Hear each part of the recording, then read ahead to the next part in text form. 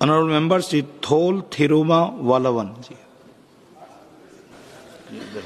மாண்புமிகு அவைத் தலைவருக்கு வணக்கம். அரசமைப்பு சட்டம் 131வது திருத்த மசோதா குறித்த இந்த விவாதத்தில் விடுதலை சிறுத்தைகள் கட்சியின் சார்பில் சில கருத்துக்களை முன்வைக்க விரும்புகிறேன். 2023ஆம் ஆண்டு நிறைவேற்றப்பட்ட மகளிர் இடஒதுக்கீட்டு சட்டத்தை விடுதலை சிறுத்தைகள் கட்சியின் சார்பில் வரவேற்று ஆதரித்தோம். 33% இடஒதுக்கீடு போதாது, 50 விழுக்காடு மகளிருக்கு ஒதுக்க வேண்டும் என்று வலியுறுத்தினோம். சரிபாதி மக்கள் தொகையில் பெண்கள் உள்ள நிலையில் அவர்களுக்கு சரிபாதி இடஒதுக்கீடு வழங்குவதுதான் சரி என்கிற நிலைப்பாட்டை இன்றைக்கும் கொண்டிருக்கிறோம். அதையே மீண்டும் வலியுறுத்துகிறோம். மகளிர் இடஒதுக்கீட்டை உடனடியாக நடைமுறைப்படுத்த வேண்டும் என்று மாண்புமிகு பிரதமர் அவர்கள் நாடாளுமன்ற கட்சித் தலைவர்களுக்கு கடிதம் எழுதியிருந்தார், எனக்கும் எழுதியிருந்தார். அவருக்கு நன்றி சொல்ல கடமைப்பட்டிருக்கிறேன். அதை படித்தபோது புரட்சியாளர் அம்பேத்கர் அவர்கள் 1951ஆம் ஆண்டு கொண்டு வந்த இந்து சட்ட மசோதா நினைவுக்கு வந்தது.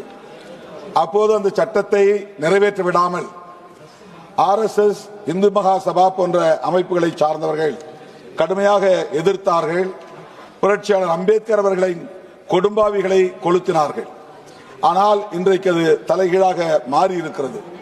RSS காரர்கள் இன்றைக்கு மகளிருக்கு இடஒதுக்கீடு கொடுக்க முன்வந்திருப்பதை எண்ணி பெருமைப்படுகிறேன், மகிழ்ச்சி அடைகிறேன்.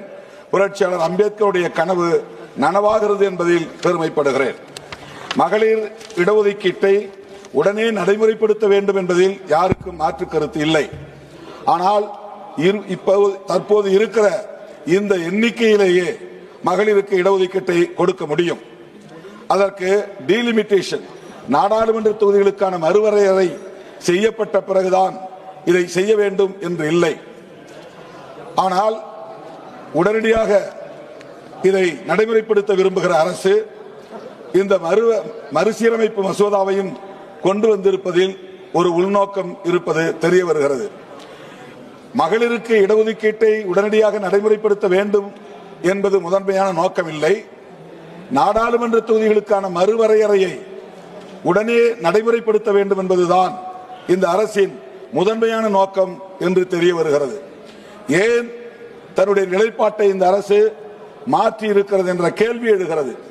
கடந்த முறை பேசும்போது மகளிருக்கான இடஒதுக்கீட்டை உடனே நடைமுறைப்படுத்த முடியாது, இடஒதுக்கீட்டை நடைமுறைப்படுத்துவதற்கு முன்னர் சென்சஸ் சாதிவாரி கணக்கெடுப்பு நடத்தப்பட வேண்டும், மக்கள் தொகை கணக்கெடுப்போடு சாதிவாரி கணக்கெடுப்பு நடத்தப்பட வேண்டும், அதன் பின்னர் டீலிமிட்டேஷன் கமிஷன் அமைத்து மகளிருக்கான இடஒதுக்கீட்டை நடைமுறைப்படுத்துவோம் என்று சொன்ன அரசு தனது நிலைப்பாட்டை உடனே மாற்றிக் கொண்டதன் காரணம் என்ன என்கிற கேள்வி எழுகிறது. சாதிவாரி கணக்கெடுப்பு நடத்த இந்த அரசுக்கு விருப்பம் இல்லை. ஏனென்றால் அப்படி நடத்தினால் இந்திய அளவில் OBC மக்கள் தொகை எவ்வளவு என்பது தெரிய வரும். அதன் மூலம் இதுவரையில் மக்கள் தொகை அடிப்படையிலான பிரதிநிதித்துவத்தை பெற முடியாமல் போனதை அறிந்து OBC சமூகத்தை சார்ந்த மக்கள் தங்களுக்கான ஜனநாயக உரிமை போராட்டங்களை முன்னெடுக்க கூடும். இதற்கு இந்த அரசு அஞ்சுகிறது என்ற ஒரு நிலை உணர முடிகிறது. அது மட்டுமில்லாமல் சாதிவாரி கணக்கெடுப்பு நடத்த பெற்றால் அதன் அடிப்படையில் OBC சமூகத்தை சார்ந்த பெண்களுக்கும் உள்ஒதுக்கீடு கோரப்படும், வலியுறுத்தப்படும், அதற்கான போராட்டங்கள் வெடிக்கும் என்கிற நிலையை உணர்ந்து அவர்களுக்கு இடஒதுக்கீடு தர கூடாது என்கிற அடிப்படையில், அதாவது OBC சமூகத்தை சார்ந்த மகளிருக்கு இடஒதுக்கீடு கொடுப்பதில் இந்த அரசுக்கு உடன்பாடு இல்லை, அதை தவிர்க்க வேண்டும் என்கிற அடிப்படையில் தான் முன்கூட்டியே மக்கள் தொகை கணக்கெடுப்பு நடத்துவதற்கு முன்கூட்டியே இந்த மகளிர் இடஒதுக்கீட்டு சட்டத்தை நடைமுறைப்படுத்த முனைகிறது என்கிற ஐயம் எழுகிறது. இந்த போக்கை விடுதலை சிறுத்தைகள் கட்சி வன்மையாக கண்டிக்கிறது. மகளிர் இடஒதுக்கீட்டில் அரசமைப்பு சட்டத்தின்படி SC/ST பெண்களுக்கு இடஒதுக்கீடு உண்டு, ஆனால் OBC பெண்களுக்கு இடஒதுக்கீடு இல்லை. அந்த கோரிக்கை நாளுக்கு நாள் வலுப்பெற்று வருகிறது.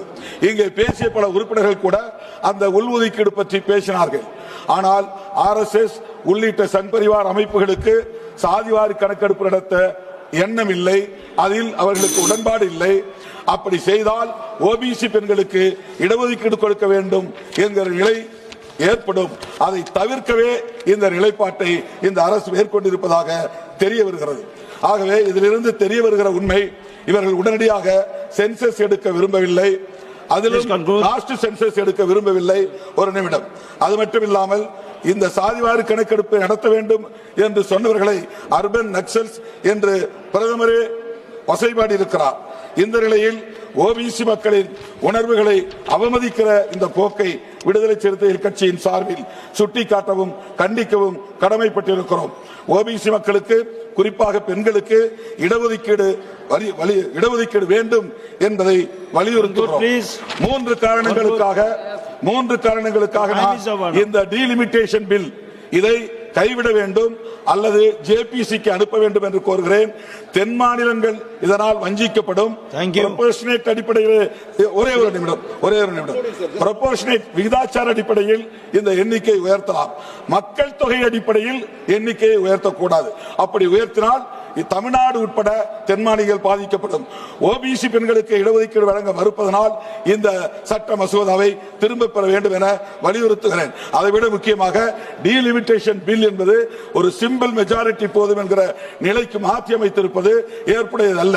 கான்ஸ்டிடியூஷனல் அமெண்ட்மென்ட் என்பது மாற்றப்பட்டிருக்கிறது. ஒரே ஒரு செகண்ட் மாற்றப்பட்டிருக்கிறது. எனவே இந்த சட்டத்தை திரும்ப வேண்டும்.